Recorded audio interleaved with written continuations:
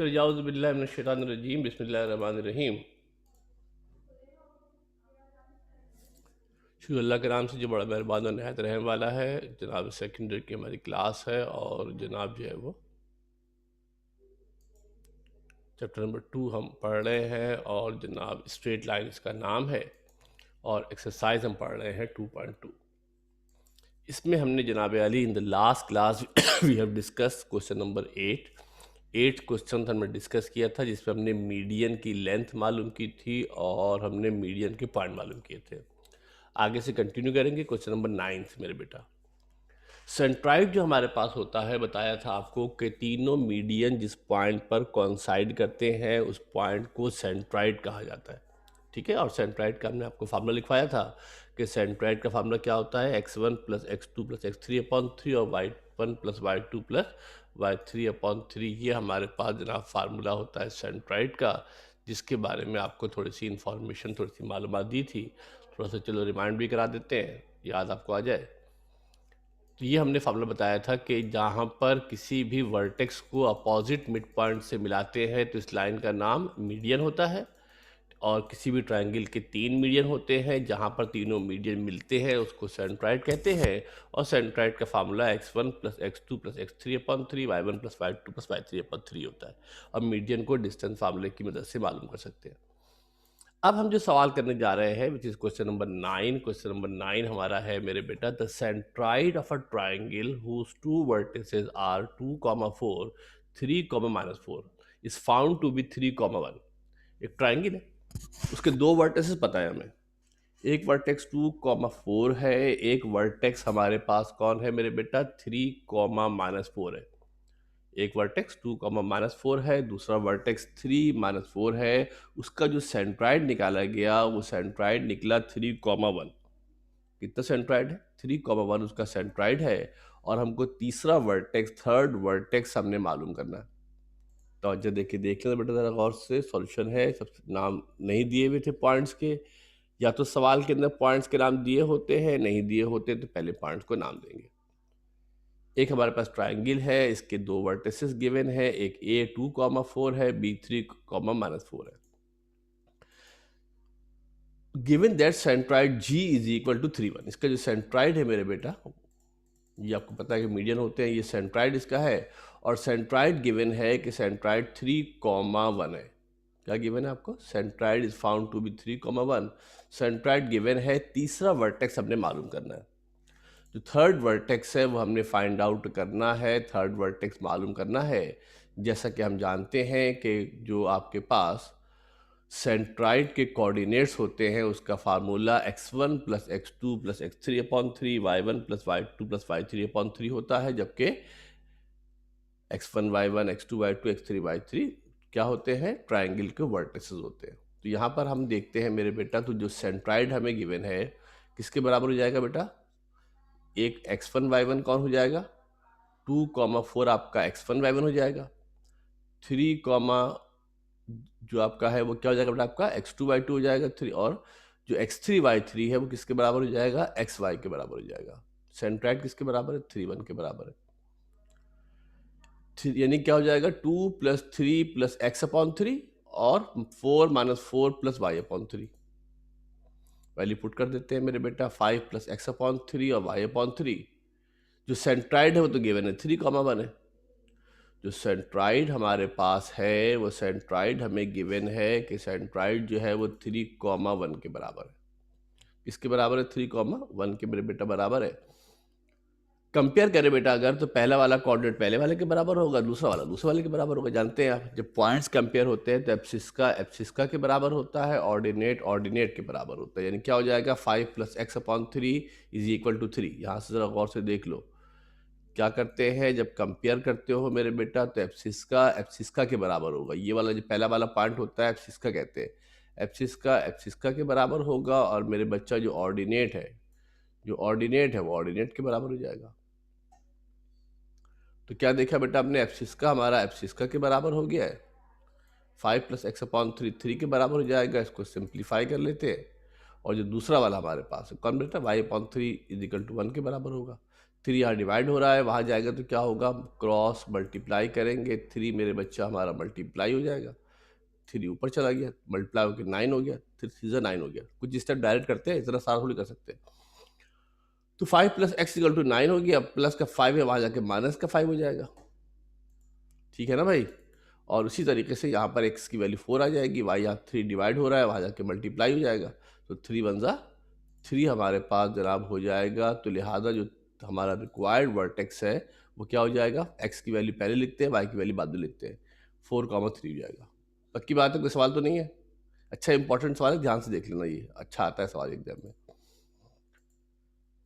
The next question we have now, अब जो next सवाल करेंगे मेरे बेटा, ये बहुत इंपॉर्टेंट सवाल है, टॉप मोस्ट क्वेश्चन है ये, मुझे तो बहुत ही पसंद है खैर से। इस वजह इसकी ये है कि इस एक सवाल में कई फार्मूले इस्तेमाल होंगे। इस एक सवाल में कई फार्मूले एक ही सवाल में हमारे पास इस्तेमाल हो जाएंगे। ऐसे सवालात जिनमें एक सवाल में एक से ज़्यादा फार्मूले इस्तेमाल होते हैं वो काफ़ी इंपॉर्टेंट होते हैं। वजह क्या होती है मेरे बेटा कि एक तीर से दो शिकार, उनको 3 सवाल अलग अलग पूछने के बजाय एक ही सवाल पूछ लेंगे जिसमें तीनों फार्मूले आपके कवर हो जाएंगे। कह रहे हैं a is 2/3 the way from 1,10 to -8,4। जो a है वो 2/3 है, किसका, 1,10 to -8,4। 2/3 के मतलब होता है 3 में से 2 हिस्से। 2/3 के मतलब क्या होता है, 3 में से 2 हिस्से। And b is a mid point. जब 2/3 बोलेंगे तो रेशियो हो जाएगा। क्या रेशियो होगा, 2:3 रेशियो नहीं होगा। जो रेशियो होगा वो 2:3 रेशियो नहीं होगा। क्या रेशियो होता है बताते हैं अभी आपको। टोटल 3 है, एक तरफ 2 है, एक तरफ 2 है तो एक तरफ 1 होगा, तो रेशियो 2:1 होगा। अभी समझाते आगे चल के। बी मिड पॉइंट है, find the distance A B. एक यहाँ इंटरनल डिवीजन का फार्मूला, एक मेरे बच्चा मिड पॉइंट का फार्मूला, और तीसरा डिस्टेंस फार्मूला। एक ही सवाल के अंदर तीनों फार्मूले। डायग्राम को ज़रा तवज्जो से गौर से समझने की कोशिश कीजिएगा। एक पॉइंट हमें गिवन है, इसका नाम रख दिया हमने एल, आगे चल के नाम रखेंगे। जैसे कि मैंने आपको पहले भी कहा था कि जब भी कोई पॉइंट होते हैं, बेनाम पॉइंट है, तो उनको नाम देते हैं। ये ज़रूरी नहीं कि एल ही नाम दे, कोई भी नाम दे सकते हैं, आपकी मर्जी, PQRST जो नाम चाहे नाम दे दे। ए और बी तो गिवन है। एक पॉइंट एल है 1,3, दूसरा पॉइंट बी है -8,4। तवज्जो से गौर से देखना। इसके दरमियान में एक पॉइंट है ए, इसके दरमियान में एक पॉइंट ए है जो कि 2/3 है। क्या है मेरे बेटा, 2/3 हमारे पास है। 2/3 होने का ज़रा मतलब समझ लो। 2/3 होने का मेरे बेटा शहजादे मतलब ये है कि जो टोटल डिस्टेंस है ना, जो टोटल डिस्टेंस है वो टोटल डिस्टेंस 3 है। जो टोटल डिस्टेंस हमारे पास है मेरे बेटा, वो टोटल डिस्टेंस हमारे पास है 3। कितना डिस्टेंस टोटल मेरे बेटा, जो टोटल हमारे पास डिस्टेंस है वो 3 है। और उस टोटल 3 डिस्टेंस में से, सुनना गौर से, उस टोटल 3 डिस्टेंस में से मेरे बेटा तवज्जो दे के गौर से देखना, इस टोटल डिस्टेंस 3 में से जो ए तक का डिस्टेंस है वो 2 है। ए तक का डिस्टेंस कितना है मेरे बेटा, जो ए तक का डिस्टेंस है वो 2 है। बहुत ध्यान से समझना सवाल को। जो ए तक का डिस्टेंस है वो 2 है। टोटल कितना है, टोटल 3 है, और ए तक का डिस्टेंस कितना है, ये डिस्टेंस 2 है। सुनना गौर से, ये डिस्टेंस हमारे पास 2 है। जो टोटल हमारे पास है ना मेरे बच्चे शहजादे, ये टोटल हमारे पास 3 है। जो टोटल है वो टोटल 3 है। टोटल 3 होने के साथ ए तक का फासला कितना है, 2 है। जब ए तक का फासला मेरे बेटा 2 होगा तो रिमेनिंग फासला कितना होगा, टोटल 3 था, टोटल 3 है, ए तक का फासला 2 है, तो रिमेन टोटल 3 कैसे बनेंगे। यहाँ पर कितना डिस्टेंस होना चाहिए मेरे बेटा, यहाँ पर जो डिस्टेंस हमारे पास है वो 1 होना चाहिए। इसका मतलब है कि जो रेशियो बनेगा ना मेरे बेटा, जो रेशियो हमारे पास बनेगा यहाँ पर, वो रेशियो हमारे पास होगा 2:1। समझ देना बात ध्यान से गौर से। 3:2 होगा तो रेशियो क्या होगा, 2:1 होगा। 2 और फिर 3 में से 2 को माइनस कर देंगे। ठीक है, 2:1 हो गया। ये पॉइंट हमने मालूम करना है। फिर कह रहे हैं बी मिड पॉइंट है। बी कौन है मेरे बेटा, मिड पॉइंट है किसका, इस नाम रख दिया मैंने, P0,7 और Q6,-11 का बी मिड पॉइंट है। बी क्या है बेटा, इसका मिड पॉइंट है। X2 Y2 मैंने नाम रख दिया। अब हमने डिस्टेंस मालूम करना है ए और बी का। जब 2 पॉइंट आ जाएंगे तो उनके दरमियान का जो डिस्टेंस है वो डिस्टेंस हमने फाइंड आउट करना है, मालूम करना है, ए भी मालूम करना है। तवज्जो देके ज़रा गौर से डायग्राम को देख लीजिएगा। ये मैंने आपको समझाने के लिए रेशियो लिख दिए थे, मगर ऐसा ये आपको पूरा कोई तफसीली शो करने की ज़रूरत आपको है नहीं, इतना डायग्राम बनाने काफ़ी है। ए भी मालूम करना है, यानी क्या देखेंगे पहले मेरे बेटा शहजादे, पहले हम क्या करेंगे, पहले नाम दे दिया हमने पॉइंट्स को, एल नाम दे दिया किसको 1,10 बी को, और एम नाम दे दिया इसको 2:1 के रेशियो में डिवाइड कर रहा है, 2:1 के रेशियो में डिवाइड कर रहा है। ख्याल रखिएगा किस रेशियो में डिवाइड कर रहा है, 2:1 के रेशियो में मेरे बेटा डिवाइड कर रहा है। इंटरनल डिवीजन का फार्मूला आपको याद है, कल पढ़ाया था, m1x2 + m2x1 upon m1 + m2, m1y2 + m2y1 upon m1 + m2, ये हमारा फार्मूला होता है इंटरनल डिवीजन का। इस फार्मूले के अंदर वैल्यू पुट कर देते हैं, m1 2 है, m2 माइनस का 8 है, m2 1 है और m1 कितना है 1 है, और नीचे m1 + m2 होगा 2 + 1 होगा। ये हमने कल काफ़ी फार्मूले किए हुए तफसील के साथ। तो ये हमने जब इसी तरीके से m1y2 m2y1 हो जाएगा, m1/2 और क्या हो जाएगा m2/1 हमारे पास जनाब हो जाएगा। और जब ये सारी वैल्यू इसके अंदर सब्स्टिट्यूट कर दी जाएंगी तो ए का पॉइंट निकल आएगा 5,6। एक फार्मूला इस्तेमाल हो गया, कौन सा मेरे बेटा, एक फार्मूला इस्तेमाल हो गया इसके अंदर पॉइंट ऑफ इंटरनल डिवीजन का। इस सवाल पर समझ लो ध्यान से, इत्मीनान से, इस सवाल पर जितने सितारे बना लो कम है, इस सवाल पर जितने सितारे बना लो कम है। ये बस सितारे बना दिए, देख लो 5 स्टार क्वेश्चन कर दिया इसको मैंने। अब क्या कह रहे हैं कि बी मिड पॉइंट है, किसका मिड पॉइंट है 0,-7 6,-11 का मिड पॉइंट है। मिड पॉइंट निकालना आपको आता है, कैसे निकालते हैं भाई मिड पॉइंट, मिड पॉइंट का फार्मूला होता है x1 + x2/2, x1 + x2/2, y1 + y2/2। इस फार्मूले से मिड पॉइंट निकाला जा सकता है, मैंने डायरेक्टली एक ही लाइन में निकाल दिया है। आप एक लाइन में मत निकालिएगा, ऊपर से नीचे निकालिएगा, एक लाइन में मत निकालिएगा, ऊपर से नीचे करके जनाब जो फाइंड आउट कीजिएगा, मालूम कीजिएगा। ये आपका बी आ गया। अब हम क्या करेंगे, ए और बी का निकालेंगे डिस्टेंस। इसके लिए होता है डिस्टेंस फार्मूला, क्या होता है, d = x2 - x1 का होल स्क्वायर, y2 - y1 का होल स्क्वायर। इन दोनों के दरमियान हम डिस्टेंस फार्मूला अप्लाई करा देंगे। -5 3 है तो 3 - -5 3 + 5 हो जाएगा। 3 है माइनस फार्मूले का होता है, एक माइनस यहाँ पर है तो माइनस माइनस +5 हो जाएगा। डायरेक्ट कर दिया है, कर सकते हैं डायरेक्ट, इतना बड़ा इशू नहीं है। तो ये आंसर आ जाएगा 289। 289 जो होता है उसका रूट अगर निकाला जाए तो उसका रूट 17 आता है। कितना आता है बेटा उसका रूट 17, उसका रूट जनाब आता है। ये बहुत इंपॉर्टेंट सवाल है, पहली प्रायोरिटी का सवाल है, क्योंकि इस सवाल की आप खूबी ये समझे कि इस सवाल की खूबी ये है कि एक ही सवाल के अंदर कई फार्मूले, एक ही सवाल के अंदर कई फार्मूले हमने इस्तेमाल कर लिए हैं, कई क्या 3 फार्मूले इस्तेमाल कर लिए, मिड पॉइंट का भी इस्तेमाल कर लिया, इंटरनल डिवीजन भी इस्तेमाल कर लिया और साथ में डिस्टेंस फार्मूला भी इस्तेमाल कर लिया। कोई सवाल है तो पूछ लो भाई, कोई सवाल है तो पूछ ले, हाथ रेस करके आप सवाल चाहे तो पूछ सकते हैं, नहीं पूछ रहे, अच्छे बच्चे माशाल्लाह आप लोग।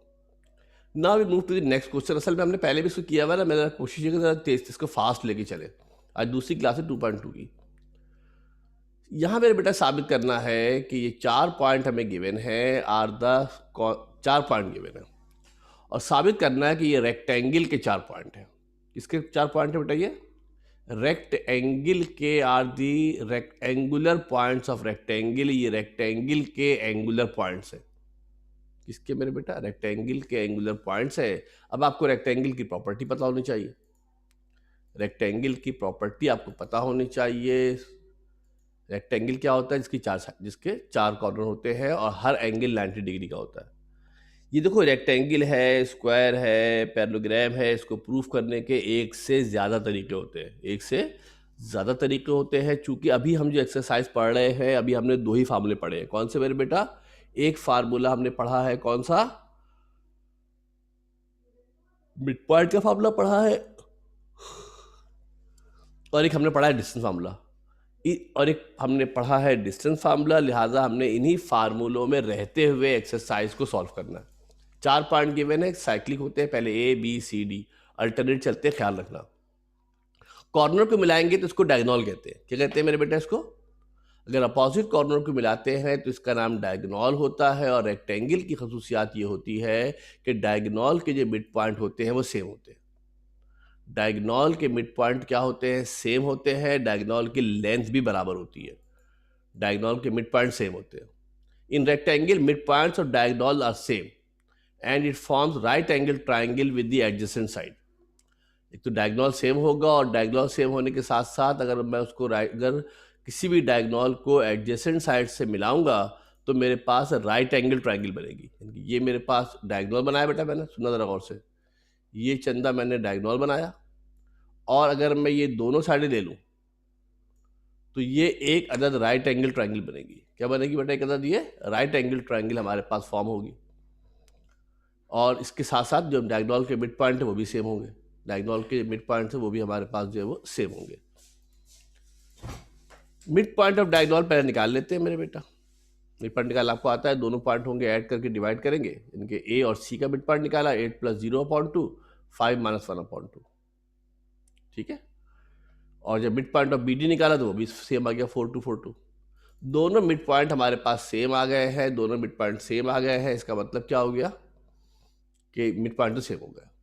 Now we find the length of the sides and the diagonal to verify Pythagoras theorem, जो हमने 2.1 में किया था, अगर आपको याद हो। 3 पॉइंट पता है ना, एक पॉइंट ये पता है, दूसरा ये पता है, तीसरा ये पता है। 3 पॉइंट पता हमारे को है। जब 3 पॉइंट हमें पता है तो ये क्या करेंगे, डिस्टेंस फार्मूले के जरिए उसको वेरीफाई कर सकते हैं। क्या कहता है, पाइथागोरस थ्योरम को वेरीफाई करेगा, पहले ए बी निकालेंगे, फिर बी सी निकालेंगे, फिर सी ए निकालेंगे using distance formula. A B निकालेंगे, बी सी निकालेंगे, सी ए निकालेंगे डिस्टेंस फार्मूले की मदद से, और ये फिर वेरीफाई करेगा किसको मेरे बेटा, पाइथागोरस थ्योरम को वेरीफाई करेगा। किसको वेरीफाई करेगा? पाइथागोरस थ्योरम को वेरीफाई करेगा। मुख्तलिफ किताबों में देखेंगे, मुख्तलिफ जगह देखेंगे तो इसके मुख्तलिफ किस्म के सॉल्यूशन आपको नजर आएंगे। बास किताब में क्या किया हुआ है कि मिड पॉइंट निकाला हुआ है, डायगोनल की लेंथ निकाली है, यानी ए और सी की लेंथ निकाल लो, बी और डी की लेंथ निकाल लो, वो भी बराबर होगी। ऐसे भी रेक्टेंगल प्रूव कर सकते हैं। रेक्टेंगल प्रूफ करने का एक और तरीका ये भी हो सकता है कि ए से सी की लेंथ निकाले, बी से डी की लेंथ निकाले, वो बराबर होगी, या एडजेसेंट साइड के साथ राइट एंगल ट्रायंगल फॉर्म करेगा। बहुत सारी प्रॉपर्टीज होती हैं जिनको इस्तेमाल किया जा सकता है, काफ़ी सारी प्रॉपर्टी होती हैं जिनको इस्तेमाल किया जा सकता है। तो कहीं अगर आपको किसी किताब में, किसी जगह पर किसी टीचर ने डिफरेंट तरीके से कराया है तो वो भी दुरुस्त है, वो भी सही है, कोई ऐसा इशू नहीं है। ये ज़रा तरीका इसलिए फिजिबल है कि ये इसमें अगर आप गौर से देखो तो 2.1 भी कवर हो गई। अब आपको यहाँ से एक बात ही समझ में आ रही होगी कि जब ये सवाल यहाँ मौजूद है तो 2.1 में थोड़ी पूछेंगे, नहीं पूछ लेंगे। सारा कारनामा ये है कि 2.1 के फार्मूले 2.2 में, 2.2 के फार्मूले 2.3 में, और फिर 2.1 और 2.2 के फार्मूले 2.4 में, और फिर 4 सब फार्मूले 2.6 में, 2.5 में। यही वजह है कि जो सवाल है ना वो ज़्यादातर 2.4 से 2.5 से ज़्यादा सवाल आते हैं। वजह क्या होती है कि उसमें ये सारे फार्मूले सवाल हो जाते हैं। ठीक है, ज़रा ख्याल रखिएगा, इसलिए मैं तो कोशिश भी कर रहा हूँ कि जल्दी जल्दी गो थ्रू कर ले। हमने इसको राइट एंगल ट्रायंगल को हमने वेरीफाई कर लिया, इसमें कोई इशू तो नहीं है ना डिस्टेंस निकालने में। डिस्टेंस हमने 2.1 में काफ़ी डिटेल से निकाला हुआ है, मैंने जल्दी जल्दी गो थ्रू कर लिया है, परेशान ना होना। ठीक है बेटा, क्लियर है, सही है। मैं फिर थोड़ा हाईलाइट कर देता हूँ, समझ लो मेरे बेटा। पहली बात क्या देख रहे हैं कि mid point of diagonal same होंगे, डायगोनल के मिड पॉइंट सेम होंगे। डायगोनल कहते हैं अपोजिट साइड को, और उसके साथ साथ पाइथागोरस थ्योरम वेरीफाई होगी। यानी अगर एक साइड की लेंथ निकाले, एक डायगोनल की लेंथ निकाले और दो एडजेसेंट साइड की लेंथ निकाले तो वो पाइथागोरस थ्योरम को वेरीफाई करेगी। किसको वेरीफाई करेगी मेरे बेटा? पाइथागोरस थ्योरम को चंदा वेरीफाई करेगी। दोनों आंसर बराबर आ गए। ये तरीका भी वैलिड है, और अगर सिर्फ डायगोनल की लेंथ निकाल के बराबर कर दे तब भी चलेगा, कोई इतना बड़ा इशू नहीं है। अब जरा एक और इंटरेस्टिंग सा सवाल है, ये जरा सा ध्यान से देखिएगा, थोड़ा सा ट्रिकी भी है, थोड़ा आसान भी है। इनस्क्राइब सर्किल क्या होता है? क्या मेरे बेटा, इनस्क्राइब सर्किल हमारे पास क्या होता है, इसको देखिएगा। एक तो हमने पढ़ा था सर्कमस्क्राइब सर्किल। सर्कमस्क्राइब सर्किल में क्या होता है, अगर आप गौर से देखो मेरे बेटा, तो सर्कमस्क्राइब सर्किल में क्या होता है कि एक आपको ट्रायंगल गिवन होता है, एक आपको मेरे बेटा ट्रायंगल गिवन होता है, और ट्रायंगल होने के साथ साथ मेरे बेटा हम क्या करते हैं, एक अदद सर्किल बनाते हैं। जो सर्किल कहाँ से पास करता है मेरे बेटा? ये सर्किल आपका पास करता है कहाँ से? ट्रायंगल के अगर किनारों से, ट्रायंगल के वर्टिसेस से अगर पास करता है तो ऐसे सर्किल को जनाब क्या कहा जाता है? ऐसे सर्किल का नाम होता है क्या मेरे बेटा? ऐसे सर्किल ही नहीं बन रहा अच्छा माशाल्लाह से। ऐसे सर्किल का नाम होता है जो किसी ट्रायंगल के वर्टिसेस से, ट्रायंगल के किनारों से पास करता है। ऐसे सर्किल का नाम होता है सर्कमस्क्राइब सर्किल। क्या नाम होता है मेरे बेटा? इसको सर्कमस्क्राइब सर्किल कहते हैं।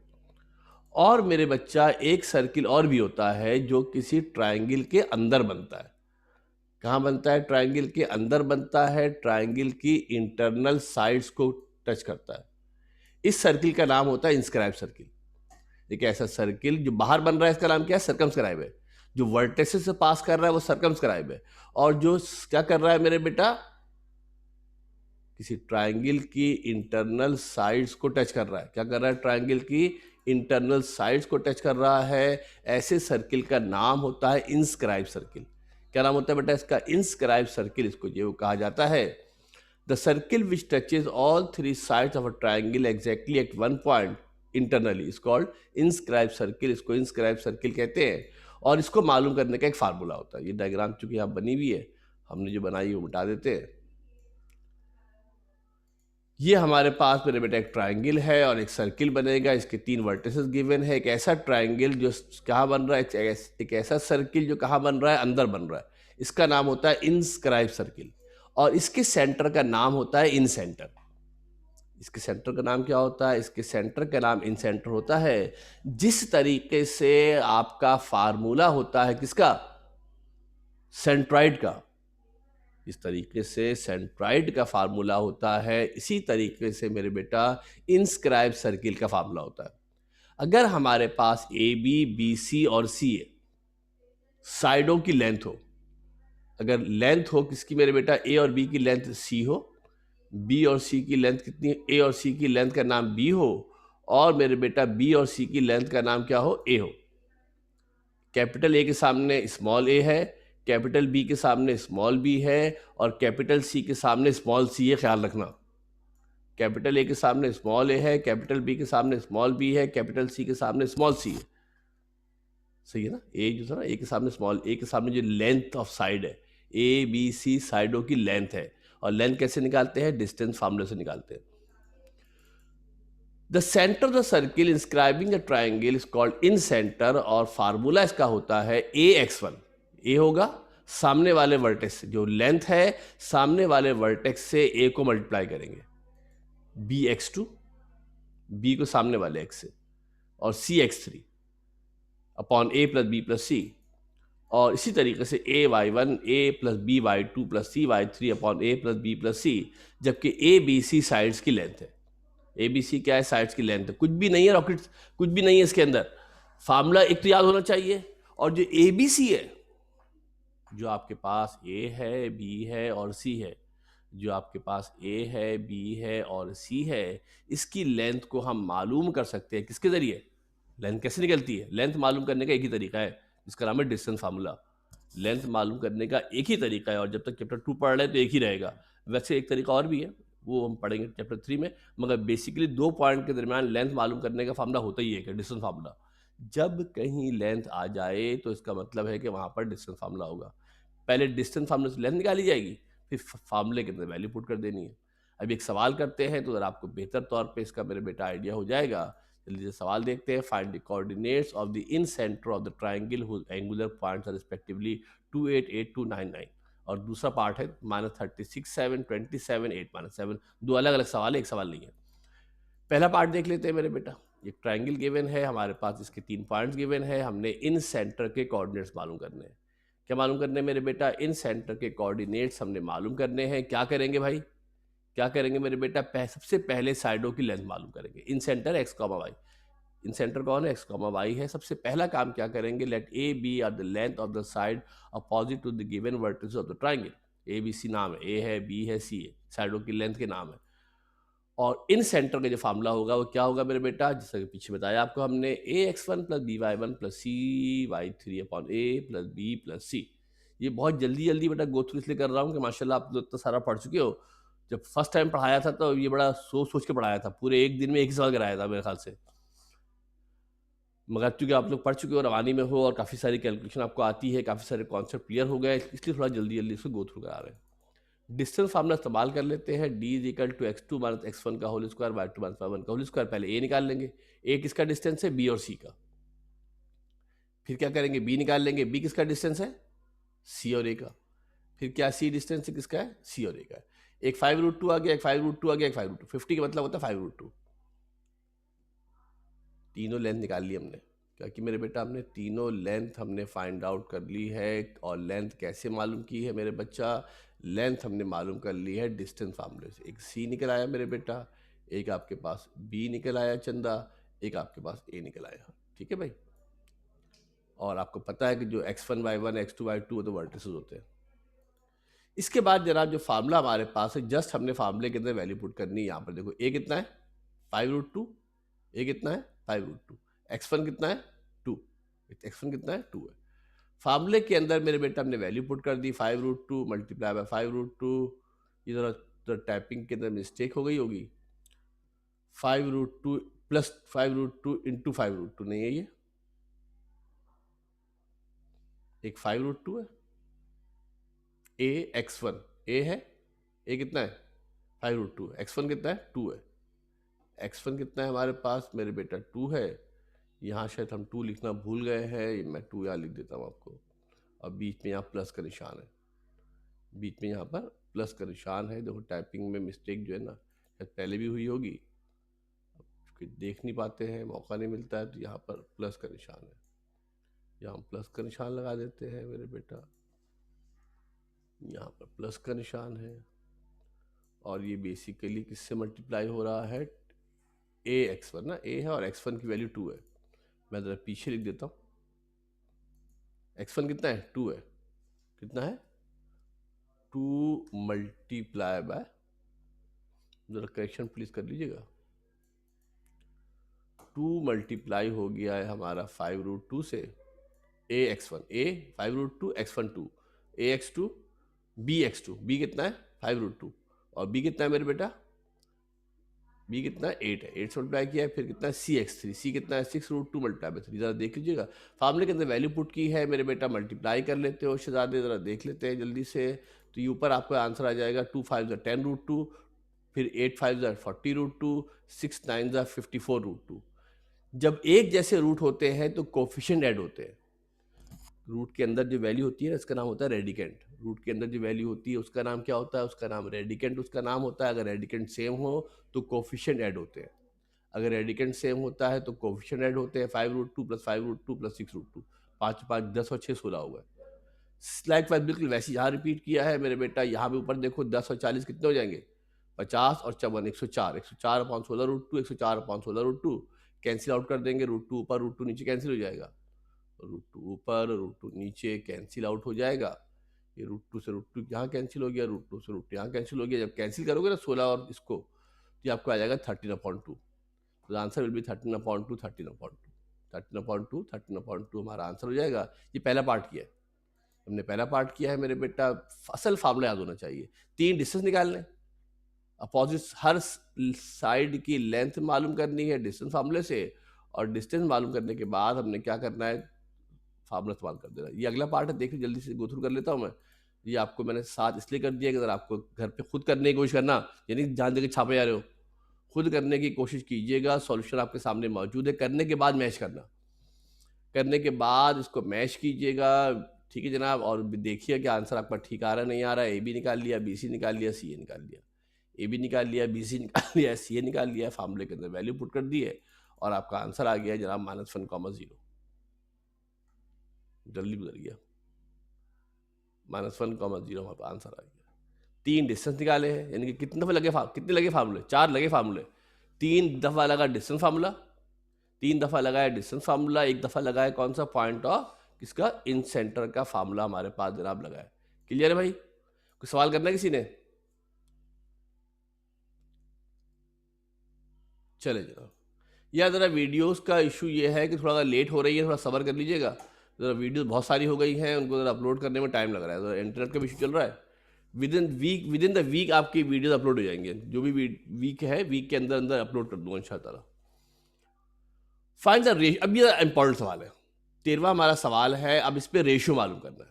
क्या मालूम करना है बेटा, इसके अंदर रेशियो मालूम करना। Find the ratio in which y axis divide the join of -5 3। Ratio कहते हैं M1 M2 को। रेशियो कौन होता है मेरे बेटा, M1:M2 को रेशियो कहते हैं। किसको रेशियो कहते हैं? अगर आपको डायग्राम याद हो फिर रिवाइज करा देते हैं, फार्मूला देख लेना मेरे बेटा। जो फार्मूला हमारे पास था, पॉइंट ऑफ इंटरनल डिवीजन की जब बात करते हैं मेरे बेटा, तो M1 और M2 are called ratio. M1 और M2 क्या होते हैं हमारे पास? रेशियो होते हैं। M1 और M2 क्या होते हैं हमारे पास? रेशियो जो होते हैं वो M1 और M2 को रेशियो जनाब कहा जाता है।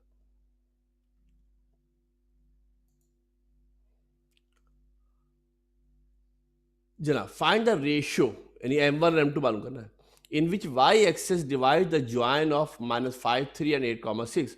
Also find the coordinate of point of division. जहां पे कट करेगा वो पॉइंट भी मालूम करना है। वाई एक्सेस अगर आपको याद हो तो वाई एक्सेस पर आपको याद होगा x की वैल्यू 0 होती है, याद है ना भाई? वाई एक्सेस पे क्या होता है? x की वैल्यू 0 होती है। तवज्जो देके देखे, 2 पॉइंट है। अब थोड़ा सा आपको अगर याद हो तो मैंने शुरू में समझाया था कि हम पॉइंट देखकर पहचान लेते हैं कौन किस क्वाड्रेंट के अंदर है। -5, 3 जो है ना, ये सेकंड क्वाड्रेंट में होगा। -5, 3 कहाँ होगा? सेकंड क्वाड्रेंट में होगा। 8, 6 जो है वो फर्स्ट क्वाड्रेंट में होगा। अगर x की वैल्यू माइनस में हो, y की वैल्यू प्लस पे हो तो सेकंड क्वाड्रेंट होता है। दोनों प्लस पे होते हैं तो फर्स्ट क्वाड्रेंट होता है। ए गिवन है, एक पॉइंट ए है, एक पॉइंट बी है। एक पॉइंट ए है, एक पॉइंट बी है। तवज्जो देकर डायग्राम गौर से देखिएगा बेटा। बीच पे वाई एक्सिस है। बीच में कौन है बेटा आपका? ये आपका जो है वो दरमियान में आपके पास यहाँ पर मेरे बच्चा कौन मौजूद है? दरमियान में यहाँ पर आपके पास मौजूद है वाई एक्सिस। ये आपका वाई एक्सिस है। और जब वाई एक्सिस की मेरे बेटा बात करते हो तो, और नीचे वाला एक्स एक्सिस होगा, पता है आपको? जब वाई एक्सिस की बात करते हैं तो वाई एक्सिस पर मेरे बेटा जो कोऑर्डिनेट होता है ना, पॉइंट जो होता है, सुनना ज़रा गौर से। जो पॉइंट हमारे पास होता है वाई एक्सिस पर, सुन लेना गौर से मेरे बेटा। वाई एक्सिस पर जो पॉइंट हमारे पास होता है उस पर एक्स की वैल्यू 0 होती है। ये वाला इस पॉइंट की बात कर रहा हूँ, ख्याल रखना। जब वाई एक्सिस पर पॉइंट की बात करूंगा मेरे बेटा तो इसमें एक्स की वैल्यू 0 होगी। किसकी वैल्यू 0 होगी? जो एक्स होता है उस एक्स की वैल्यू हमारे पास क्या होती है? 0 होती है। M1 और M2 रेशियो है। M1 और M2 हमारे पास क्या है मेरे बेटा? रेशियो है। तो जब देखिए देख ले, एक पॉइंट ये वाला हमारा कौन था मेरे बेटा? ए था। और ये वाला पॉइंट हमारे पास बी था। एक पॉइंट ए था, एक पॉइंट बी था। बीच में किससे डिवाइड किया है? वाई एक्सिस से डिवाइड किया है। जिस पॉइंट पे डिवाइड किया उसका नाम पी रखा। इस पॉइंट पर डिवाइड किया है उस पॉइंट का नाम क्या रखा है? पी रखा है, जिसका कोऑर्डिनेट 0, y है। देखो बेटा गौर से, फार्मूला क्या होता है? X y is equal to M1 x2 plus M2 x1। X y is equal to M1 x2 plus M2 x1 upon M1 plus M2, M1 y2 plus M2 y1 upon M1 plus y2। Just फार्मूले के अंदर value put करते हैं बेटा। जहाँ x और y है वहाँ पे क्या आ जाएगा? 0 y। जहाँ पर x और y है, ये x जो पॉइंट होता है डिवीजन का, ये x y है। और ये पहला वाला x1 y1 हो जाएगा, दूसरा वाला x2 y2 हो जाएगा। 0x, y, ये समझ लेना बात गौर से ध्यान से। ये जो पॉइंट आपके पास है x y हो गया। ये पॉइंट हमारे पास था, ये वाला पॉइंट हमारा कौन हो गया मेरे बेटा? ये x5 की जगह पर आ जाएगा। ये आपका मेरे बेटा x1 हो गया, ये आपका y1, ये आपका x1 हो गया, ये y1 हो गया। ये पॉइंट आपका क्या हो गया मेरे बेटा? ये पॉइंट आपका x1 हो गया, ये x1 हो गया। और जो दूसरे वाले पॉइंट की बेटा अगर मैं बात कर लेता हूँ, ये वाला आपका मेरे बेटा क्या हो गया? ये आपका मेरे बेटा x2 हो गया चंदा, और ये आपका y2 हो गया। वैल्यू पुट कर देते हैं, बाकी सिंप्लीफाई कर लेंगे। इक्वेशन क्या बन गई? 8M1 minus 5M2 upon M1 plus M2 और 6M1 plus 3M2 upon M1 plus M2। अब कंपेयर करेंगे। बताया था आपको, समझाया था आपको, जब कंपेयर करते हैं तो एप्सिस्का के बराबर होता है। जो ऑर्डिनेट होता है मेरे बच्चा, वो ऑर्डिनेट के बराबर होता है। पर्पल से कर दिया है, पहचान लेना, कलर बदल दिए। Abscissa will be equal to the abscissa and the ordinate will be equal to the ordinate. क्या हो जाएगा मेरे बेटा? 0 किसके बराबर हो जाएगा? 8 प्लस M1 माइनस 5M2 के बराबर हो जाएगा। ये पूरा M1 प्लस M2 यहाँ डिवाइड हो रहा है। जब मेरे बेटा दूसरी जानिब जाएगा तो क्या होगा? मल्टीप्लाई होगा। और जब ये पूरा 0 से मल्टीप्लाई होगा तो इट ऑल बिकम 0। 0 से कोई चीज़ मल्टीप्लाई होती है तो सारी की सारी 0 हो जाएगी। 8 माइनस का M2 इज इक्वल टू 0 हो जाएगा। 8 minus M2 is equal to 0 हो जाएगा, या क्या हो जाएगा? माइनस का 5M2 था, वहाँ जाके प्लस का M2 हो जाएगा। क्रॉस मल्टीप्लाई करा के अगर M1 अपॉन M2 अलग कर ले, क्या किया मेरे बेटा? क्रॉस मल्टीप्लाई करा के M1 अपॉन M2 अलग कर लिया तो 8 क्या आ गया बेटा आपके पास? यहाँ 5 आ गया, 8 ऊपर से नीचे आ गया। जो 8 हमारे पास था क्रॉस मल्टीप्लाई होकर 8 मेरे बेटा यहाँ से नीचे आ गया, यहाँ से M2 नीचे आ गया। तो क्या देखते हो मेरे बेटा, M1 अपॉन M2 किसके बराबर हो गया, 5 अपॉन 8 के बराबर हो गया। M1 अपॉन M2 5 अपॉन 8 के बराबर हो गया। M1 is to M2 equal to 5 is to 8, यानी M1 बराबर होगा 5 के, M2 बराबर होगा 8 के। M1 किसके बराबर होगा, 5 के बराबर होगा। M2 किसके बराबर होगा, 8 के बराबर होगा। इसी तरीके से दूसरे वाले पार्ट को कंपेयर करोगे तो y किसके बराबर हो जाएगा, 6m1 plus 3m2 upon m1 plus m2। जो m1 m2 की वैल्यू आपने निकाली है, जो m1 m2 की वैल्यू आपने फाइंड आउट की है, जो m1 m2 की वैल्यू आपने निकाली है, वो वैल्यू इसके अंदर पुट कर दो। m1 की जगह पर क्या पुट कर दो, 5, m2 की जगह पर 8 पुट कर दो। सिंप्लीफाई कर लेंगे तो 54/3 आ जाएगा। पॉइंट कौन था, पॉइंट था 0, y। पॉइंट कौन था, पॉइंट मेरे बेटा था 0, y हमारे पास पॉइंट था, तो जीरो रहेगा। y की जगह पे कितना आ गया, 54/3 आ गया। ये भी बहुत इंपॉर्टेंट सवाल है। जो रेशियो वाले सवाल होते हैं ये एग्जाम में अमूमी तौर पे पूछे जाते हैं। ख्याल से, तवज्जो से, ध्यान से देख लीजिएगा इसको। ये 13 क्वेश्चन हमारे पास है। अगला जो सवाल है जरा गौर से देख लीजिएगा, टाइम जरा शॉर्ट है, जल्दी से कर लूंगा। एक पॉइंट गिवन है, cut by x axis and y axis. इसको एक्स एक्सिस भी कट कर रहा है, वाई एक्सिस भी कट कर रहा है। इनके एक सवाल के अंदर दो सवाल हो गए।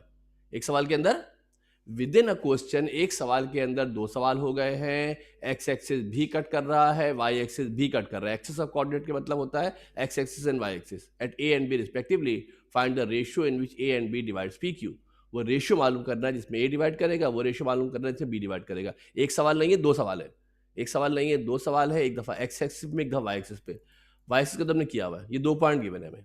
-8 10 के मतलब ये सेकंड क्वाड्रेंट के अंदर होगा। 6 - 4 हमारे पास थर्ड क्वाड्रेंट के अंदर, फोर्थ क्वाड्रेंट के अंदर होगा। ये आपका वाई एक्सिस है, ये आपका एक्स एक्सिस है। पता ना, जो वर्टिकल वाला होता है मेरे बच्चा, ये वाई एक्सिस होता है, और जो हॉरिजॉन्टल वाला होता है ये आपका एक्स एक्सिस होता है। एक डिवाइड कर रहा है कहां पर मेरे बेटा, सोच लो जरा गौर से। एक डिवाइड कर रहा है ए पर, एक डिवाइड कर रहा है ए पर। जब ए पर डिवाइड करेगा तो एक्स एक्सिस पर जो वैल्यू होती है उस पर वाई जीरो होता है। एक्स एक्सिस पर जो वैल्यू होती है उस पर क्या होता है मेरे बेटा, एक्स एक्सिस पर जो वैल्यू होती है उस पर वाई कोऑर्डिनेट जीरो होता है। ये जो वाला पॉइंट है बेटा, इस पॉइंट की बात कर रहा हूँ, ख्याल से देखना। इस पॉइंट की बात कर रहा हूँ। जो दूसरा हमारा पॉइंट है मेरे बेटा, जहाँ बी कट कर रहा है, वो ये वाला पॉइंट है। दो अलग अलग पॉइंट है, एक पॉइंट ए है, एक पॉइंट बी है। एक पॉइंट ए है, एक पॉइंट हमारे पास बी है। दो अलहदा अलहदा अलग अलग हमारे पास पॉइंट है। दो अलग अलग हमारे पास जनाब पॉइंट है। जिस तरह पहले सवाल किया था बिल्कुल वैसे ही है। वाई एक्सेस की बात करेंगे तो बिल्कुल वैसे ही पुट करेंगे। सर में लास्ट किया था, बिल्कुल सेम टू सेम सवाल है। इसको सॉल्व कर लेंगे, ये आपका वाई निकल आएगा। इसको सिंप्लीफाई कर लेंगे, वाई निकल आएगा। वाई की वैल्यू इसके अंदर पुट कर देंगे, वाई की वैल्यू इसके अंदर पुट कर देंगे तो क्या निकल आएगा मेरे बेटा, जिस हमने पीछे पुट किया था। तो हमारे पास क्या करोगे, इसके अंदर M1 M2 की वैल्यू पुट कर देना। इसकी वैल्यू पुट कर देंगे मेरे बेटा, जो M1 M2 है, M1 M2 की वैल्यू इस इक्वेशन के अंदर पुट कर देना, वाई निकल आएगा। लास्ट सवाल में किया हुआ है, लिहाजा आप कर सकते हैं। 1 मिनट से भी कम टाइम है, लिहाजा जल्दी करने की कोशिश करता हूँ।